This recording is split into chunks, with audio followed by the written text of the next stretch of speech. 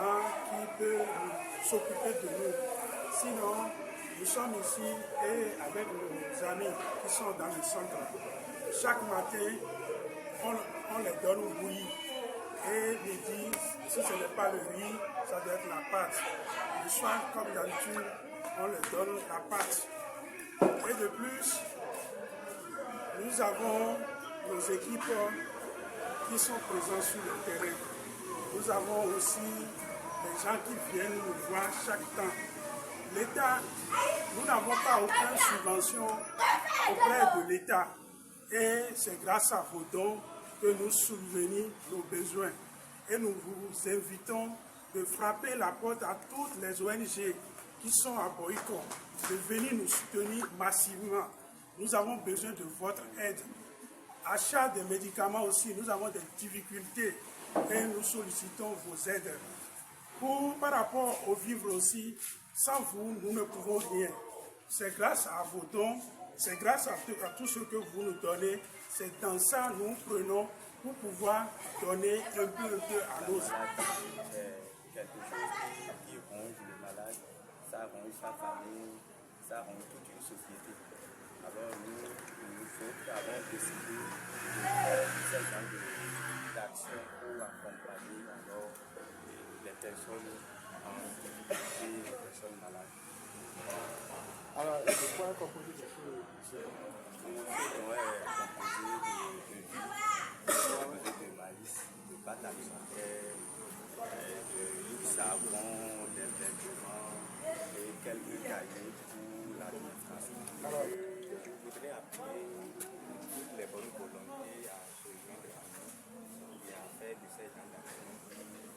Alors,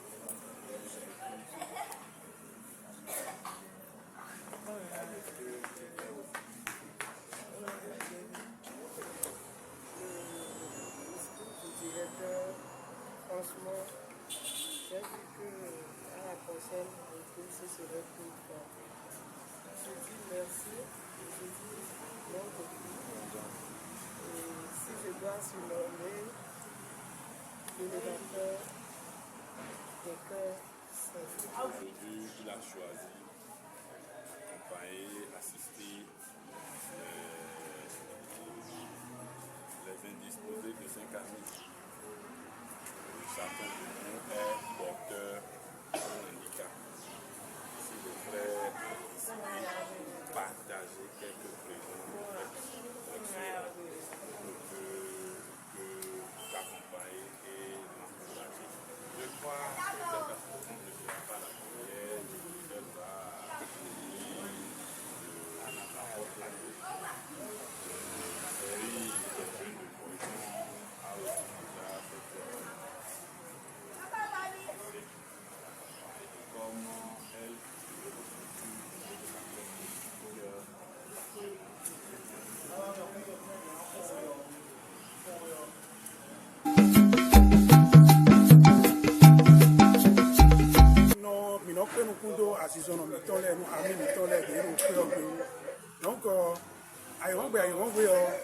donc mon mekeke bon 5 amis filles bon dokunu beta de wa Africa Life et Béton Africa Light et Béton de wa bachonomi ndokuni trala do jono de wa ba nu egbe mi do besoin de le bon do ma do nu toto jibo to na galonu mi o eyin lo ndudu de mi na do bona mo fi boro pe ogbe amasiku de mi na zan afode mi na do bona mo te bona do nu ami mi to le o mi do do inele bon do ndo to jiro egbe boro mi ni wa bora pedo minu do alo me nu mere wa bo abule ni ajo to do te kun ero wa o awali je yawe ko le bi do mama ha no fo no so bo e lo kawani me ma ku mo mo koton tiyan beto ondo nano e Saint-Camille biwe menando no bi Africa Light e do ni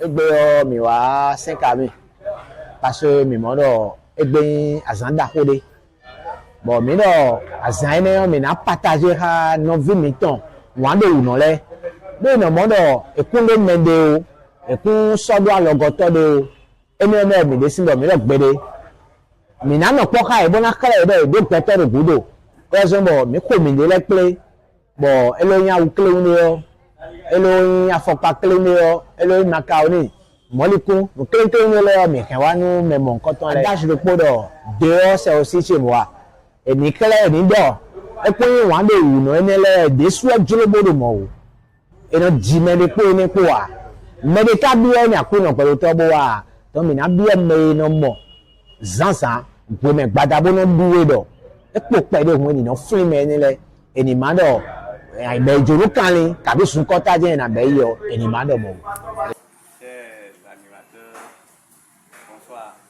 Merci de nous honorer de votre présence.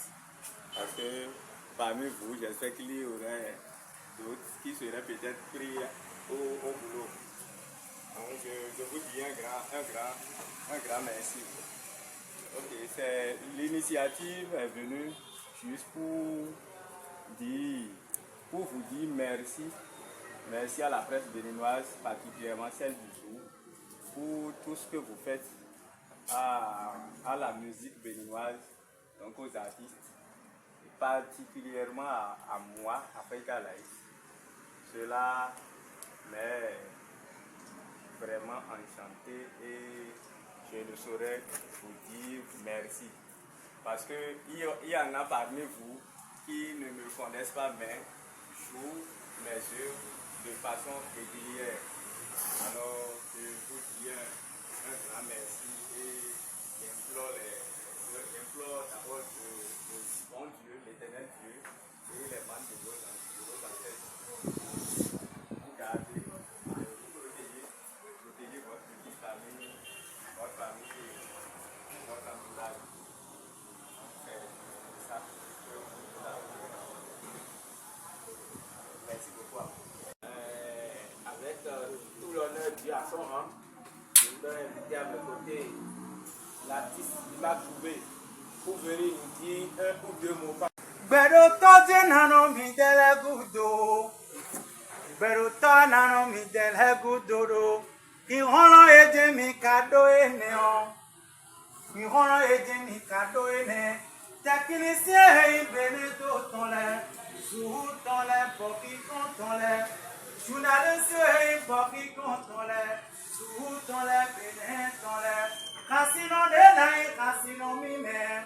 Asino tingamo tuokanaseo journaliste le yewe kanondo technicien le yewe kanondo animateur le mi dele we nondo bo mi fongodo mi gudo tegbe mi le mado gbere bona ndonu mi dele gbero to na bolo asa helo pe asa vivide yimbo Africa la etuka zewuro mi kodo mi po mi kanoko bonandunu le bonanjawado alopade eje mino bolo gbenbo kasino le oyin ko kanu iyo WhatsApp omo e maka pe TikTok omo e maka pe le Facebook omo e maka pe radio le yewe no se journaliste le mi dele we no se but no se boro kasino eneo kasino mi mewe mehene kahin gbedo tonano mi gudo bonana mi ti dode gudodo le jewe mi no bologben akwema karo kasino de sibo mi na si ku bonanzanu mi bo mi na vore mele mi no azo mi tongbon mi ma do kwa eneo akwa kodero me kole wenu mi wenu kekele waje gudo mi na bono kwala kwema ndo journaliste technicien animateur mi no te kombobolo bono te kombo ami tono dimo mero gele ko kwela ye kanonse mero village le binonse bo mi no vore me bo juve unje Africa life uje fire bo eno ye boda mehene oneo le hejewa mi kode ugbon mi ero fitino gan helo mele ile bo te pon lobo le boro deji akwebo ni yo mi nana mi o mi mandora ko mi to mene mi de so mi mo nu e kanu jedo kere on tiro su pon la me o kasino na bi ware bo e no dandi o su pon la me bona na 500,000 bana hi khorun bona mo kwa bona mo mi journaliste le animateur le technicien le ba mi na si kubo bolo mi kun kanu mo pala ko ne onto mi ola mi ro gande bu me o mi no te pon bobolo ba mi no tonde me radio e alojado neo radio e Carrefour neo radio e Coveton neo radio et un boto menton, radio et un baizonton, radio et un beau menton kodo, mais koi beneto me biseseo, minon bolo rasino minoton, merci nous mi, merci nous mi, merci nous mi. Et nous nous pas à me quitter, machine qui est permis de le bon.